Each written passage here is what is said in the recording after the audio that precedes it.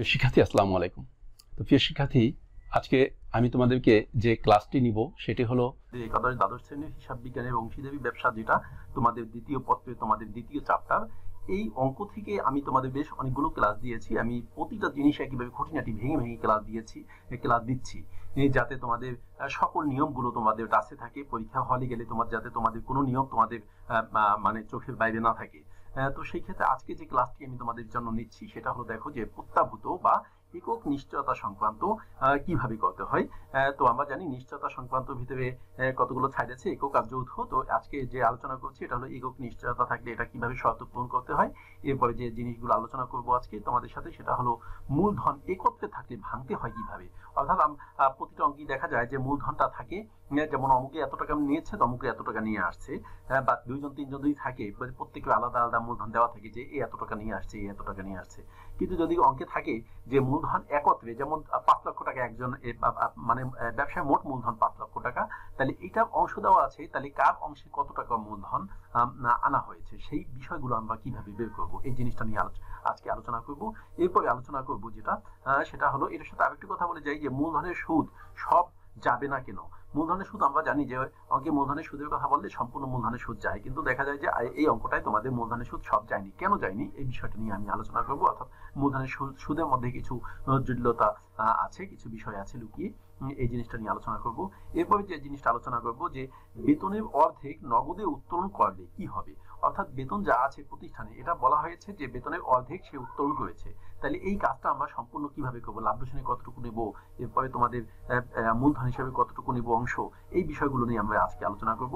আমরা আরো আজকের বিষয় যে আলোচনা করব সেটা হলো অঙ্কে সাধারণ সঞ্চিতি থাকলে কিভাবে করতে হয়। সাধারণ সঞ্চিতি দিয়ে অঙ্ক একটু কমই থাকে প্রিয় শিক্ষার্থী, সেই ক্ষেত্রে অঙ্কে যদি সাধারণ সঞ্চিতি থাকে সেই ক্ষেত্রে আমরা লাভ লোকসানে আমরা কাজটা কিভাবে করব। আর সাধারণ সঞ্চিতি থাকলে তোমাদের মূলধন হিসেবে সাধারণ সঞ্চিতির কাজ আমাদের করতে হবে না, এই কথা তোমাদের আগে বলে রাখি। কারণ হলো এখানে সাধারণ সঞ্চিতি মূলধন হিসেবে আমরা ওই কাজটাই করি যেই কাজগুলো আমাদের অংশীদারের নামে নামে থাকে। সাধারণ সঞ্চিতি এটা যেহেতু কারো নামে নেই, এজন্য মূলধন হিসেবে করতে হবে না। তারপর আমি অঙ্কে গিয়ে বিস্তারিত বিষয়গুলো আলোচনা করছি। তো প্রিয় শিক্ষার্থী, আজকে তাহলে চলে যাচ্ছি আমরা ক্লাসের মূল পর্বে। প্রিয় শিক্ষার্থী, আমি কিন্তু প্রতিটা ক্লাসেই দেখা যায় কিছু নতুনত্ব জিনিসগুলো আমি আলোচনা করে থাকি। কারণ হলো যে এই ধরনের স্টুডেন্টের দেখা যায় একটু খুঁটিনাটি মানে ভেঙে ভেঙে জিনিসগুলো বোঝার চেষ্টা করে, এ প্লাস পাওয়া প্রত্যাশী বা গোল্ডেন প্লাস পাওয়া প্রত্যাশী, এদের কথা চিন্তা করেই কিন্তু আমি একদম ভেঙে ভেঙে ক্লাসগুলো সব দিয়ে দিই। এরপরে যারা উইক স্টুডেন্ট বা মিডিয়াম কোয়ালিটির স্টুডেন্ট, এরাও যদি দেখে এই ভিডিওগুলো তারাও কিন্তু যথেষ্ট পরিমাণ উপকৃত হবে। তো যাই হোক প্রিয় শিক্ষার্থী, আমি দেখো এই ক্লাসে যে অঙ্কটি আছে সেই অঙ্কটি কি আছে আমরা একটু দেখি। যে লিপু ও দীপু একটি অংশীদারি ব্যবসায় দুজন অংশীদার 2014 সালের 1 জানুয়ারি তারিখে তাদের ব্যবসায় মোট প্রারম্ভিক মূলধন ছিল এত টাকা। তৃতীয় শিক্ষার্থী, আমরা প্রতিটা অঙ্কে দেখি যে বলা থাকে যে অমুকের এত টাকা তমুকের এত টাকা, কিন্তু এখানে কিন্তু দুজনের টাকা একত্রে আছে এবং এটা আবার বলে দিয়েছে যার এত অংশ লিপুর এবং এত অংশ দীপুর, মানে এই টাকাটার ভিতরে এত অংশ আছে একজনের, এত অংশ আছে একজনের। কিভাবে করবো আমি আলোচনা করছি। তো অংশীদারি চুক্তি মোতাবেক লিপু প্রতি বছর ব্যবসায় মোট প্রারম্ভিক মূলধনের উপর বার্ষিক এত হারে সুদ পাবে। বলেছে মোট প্রারম্ভিক মূলধনের উপর এত % সুদ পাবে। তো এখানে কিন্তু একটা মানে জটিল একটা বিষয় আছে, সেটা হলো যে বলেছে কি যে লিপু প্রতি বছর ব্যবসায় মোট প্রারম্ভিক মূলধনের উপরে, এখানে আমাদের অতিরিক্ত মূলধনও আছে, এটা হলো একটা বিষয়। আর একটা বিষয় হলো লিপু পাবে এবং মোট মূলধনের পাবে লিপু একা পাবে। তাহলে তো বুঝতে পেরেছ যে জটিলতা কোন জায়গায় আছে। আমি অঙ্কে গিয়ে আলোচনা করছি। সার্বক্ষণিক দায়িত্ব পালনের জন্য দীপু ব্যবসায় হতে প্রতি সপ্তাহে এত টাকা করে বেতন পাবে। হ্যাঁ, প্রতি সপ্তাহে এত টাকা বেতন পাবে। আমরা জানি 52 সপ্তাহে 1 বছর, সেই ক্ষেত্রে এটাকে 52 দিয়ে গুণ দিয়ে নিতে হবে। আচ্ছা, যার উপর 50% এবং এখনো সে উত্তোলন করেনি, তাইলে বলা হয়েছে কি যে এত করে বেতন পাবে এবং 50% উত্তোলন করেনি, তার মানে কি বাকি 50% উত্তোলন করেছে। আচ্ছা, এরপরে কি আছে যে 2014 সালের 1 জুলাই তারিখে লিপু এত টাকা অতিরিক্ত মূলধন সরবরাহ করে, নিট মুনাফার এত % সাধারণ সঞ্চিতি তহবিল স্থানান্তর করতে হবে। লিপু ও দীপুকে এই মর্মে নিশ্চয়তা দিয়েছে যে দীপু ও মুনাফার অংশ হিসেবে কমপক্ষে বছরে এত টাকা পাবে। হ্যাঁ, এটা একজন আরেকজনকে নিশ্চয়তা দিয়েছে, অর্থাৎ দুজনের এই অঙ্কটা একজন আরেকজনকে নিশ্চয়তা দিয়েছে এবং এটাকে বলা হয় একক নিশ্চয়তা। আচ্ছা, উপভোক্ত সমন্বয় অন্যান্য উপভোক্ত ও অন্যান্য সমন্বয়গুলি সাধন করার পূর্বে এত সালে 31 ডিসেম্বর তারিখে সমগ্র বছরে মোট লাভ হয় এত টাকা। আচ্ছা, যা হোক প্রিয় শিক্ষার্থী, এখন আমরা এখান থেকে বা অঙ্কগুলো আমরা পর্যায়ক্রমে আলোচনা করব। তো দেখো, প্রথম বলেছে যে লিপু মোট মূলধনের পরিমাণ নির্ণয় করবো। মোট মূলধন কেন বলেছে? কারণ কি, এখানে সে কি করেছে, সে অতিরিক্ত একটা মূলধন এনেছে, তাইলে তার প্রারম্ভিক মূলধন কত আর অতিরিক্ত মূলধন কত, এটাকে হিসেবে বের করতে হবে। আচ্ছা, তাহলে প্রথম দেখি যে এই যে মূলধনটা, এই মূলধনটা ছিল দুজনের প্রারম্ভিক মূলধন, এর ভিতরে কার কতটুকু অংশ, একজনের আছে এত অংশ, এতজনের আছে এত অংশ। তাইলে আমরা দেখতে পাচ্ছি যে এই যে অংশটা আছে এর ভিতরে তোমার লিপুর আছে এত, তাহলে 5/3 মানে কি, এটাকে আমরা 5 দিয়ে ভাগ দেবো, 3 দিয়ে গুণ দেবো, তাহলে কিন্তু লিপুরটা পেয়ে যাবো। আবার দ্বিপুরটাও ঠিক সেম সিস্টেমে 5 দিয়ে ভাগ দেবো, 2 দিয়ে গুণ দেবো, তাহলে দ্বিপুরটা পেয়ে যাবো। তাহলে আমরা এখানে বলা হয়েছে, অঙ্কে বলা হয়েছে কি লিপুর মোট মূলধন। তাহলে আমরা দেখি এটাকে লিপুর মোট মূলধনের ভিতরে এটাকে আমরা 5 দিয়ে ভাগ দিই, 3 দিয়ে গুণ দিই। এই দেখো এখানে যেটা করা হয়েছে 5 দিয়ে ভাগ, 3 দিয়ে গুণ দিয়ে, তাহলে 2,70,000 টাকা, এটা ছিল তার প্রারম্ভিক মূলধন। আর সে অতিরিক্ত মূলধন এনেছে আবার কত টাকা, 30,000 টাকা, অতিরিক্ত মূলধন 30,000 টাকা। তাহলে দুইটাকে যোগ করলে হয়ে যায় আমাদের কত, 3 লক্ষ টাকা। এই 3 লক্ষ টাকা হতে লিপুর মোট মূলধনের পরিমাণ। প্রিয় শিক্ষার্থী, এরপরে আমাদের বলেছে অংশীদারদের লাভ লোকসান আবন্টন হিসাব করার জন্য। তো লাভ লোকসান আবন্টন হিসাব যখন আমরা করব, তখন আমাদের কি করতে হবে, প্রথমে আমাদের ক্রেডিট পাশে এই টাকাটাকে নিয়ে যেতে হবে। মোট লাভের টাকাটা আমরা ক্রেডিট পাশে নিয়ে যাবো, এই যে মোট লাভের টাকাটা আমরা ক্রেডিট পাশে নিয়ে গেলাম।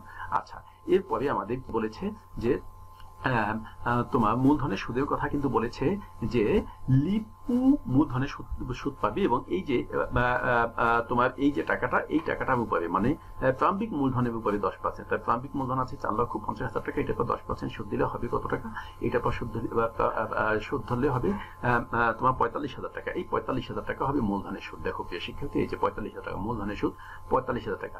কিন্তু বিষয় হলো যে এখানে কিন্তু অতিরিক্ত মূলধনের সুদ যাবে না। আমি তোমাদের আরো একটা অঙ্কে আগে বলেছিলাম যে যদি অতিরিক্ত প্রারম্ভিক মূলধনের উপরে স্পষ্ট করে দেয়, সেই ক্ষেত্রে কিন্তু অঙ্কে অতিরিক্ত মূলধন থাকলেও অতিরিক্ত মূলধনের সুদ আমাদের অঙ্কে নিতে হয় না। তেমনই কিন্তু এই অঙ্কটা। আচ্ছা, দেখো প্রিয় শিক্ষার্থী, এরপরে আমাদের অঙ্কের মধ্যে কি ছিল যে প্রতি সপ্তাহে এত টাকা করে বেতন পাবে।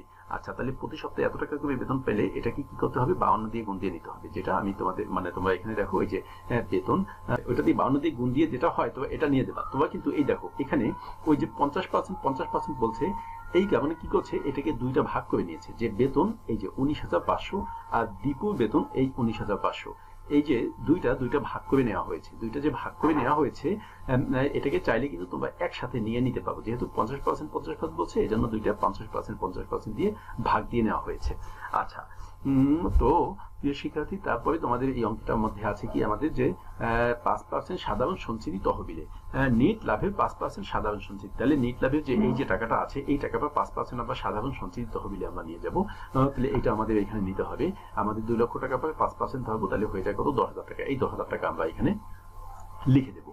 তাইলে প্রিয় শিক্ষার্থী, আমাদের লাভ লোকসানে নেওয়ার মতো এন্ট্রিগুলো কাজ আমাদের শেষ। এখানে আর লাভ লোকসানে নেওয়ার মতো কোনো এন্ট্রি নেই, কারণ এখানে তোমাদের উত্তোলনের সত্যের কথা কোনো কিছু নেই। আচ্ছা, তো তাহলে আমাদের এটা আমাদের কাজ হয়ে গেল। আমরা এখন এখানে থেকে যথাযথ নিয়ম অনুযায়ী আমরা ক্রেডিট পাশটাকে আমরা যোগফলটা নামিয়ে দেবো, এটা ডেবিট পাশে নিয়ে আসবো। ডেবিট পাশে নেওয়ার পরে এইটা থেকে আমরা কি করবো, বাদ দিব। বাদ দেওয়ার পরে যে টাকাটা হয়, এই টাকাটা এখানে চলে আসছে। আচ্ছা, তাহলে এখন যেহেতু একজন আবেদনকে নিশ্চয়তা দিয়েছে যে দীপুকে নিশ্চয়তা দিয়েছে, সে 56,000 টাকা পাবে, সুতরাং এখানে তাকে 56,000 টাকা দিতে, এই যে টাকাটা, এই টাকাটা থাকে, তাকে 56,000 টাকা দিয়ে দিতে হবে। 56,000 টাকা দিয়ে দেওয়ার পরে বাকি যে টাকা থাকে, সেই টাকাটাই এই ব্যক্তি থাকবে, লিপু থাকবে। কাজেই এখানে আর কোনো ঝামেলা নেই, যেহেতু একজন একক নিশ্চয়তার ক্ষেত্রে ব্যাপারটা এমনই হয়। তো যা হোক প্রিয় শিক্ষার্থী, এরপরে আমাদের কি বলেছে, এরপরে আমাদের যেটা গ নম্বরে বলা হয়েছে যে অংশীদারদের মূলধন হিসাব প্রস্তুত করো। মূলধন হিসাব প্রস্তুত করতে বলছে অংশীদারদের, তাহলে মানে দুইজনেরটাই করতে হবে। দুইজনটা করতে হলে আমাদের কি করবো, আমরা একটা করে নেবো, বক্স করে নিয়ে ব্যালেন্স বিডি হিসেবে যার মূলধন নিয়ে নেবো, ওই যে বেশি অনুযায়ী যেটা হয়েছে, ঠিক আছে, এটা নিয়ে নেবো। এরপর নগদান হিসাব লিখে যে অতিরিক্ত এনেছে তারটা নিব।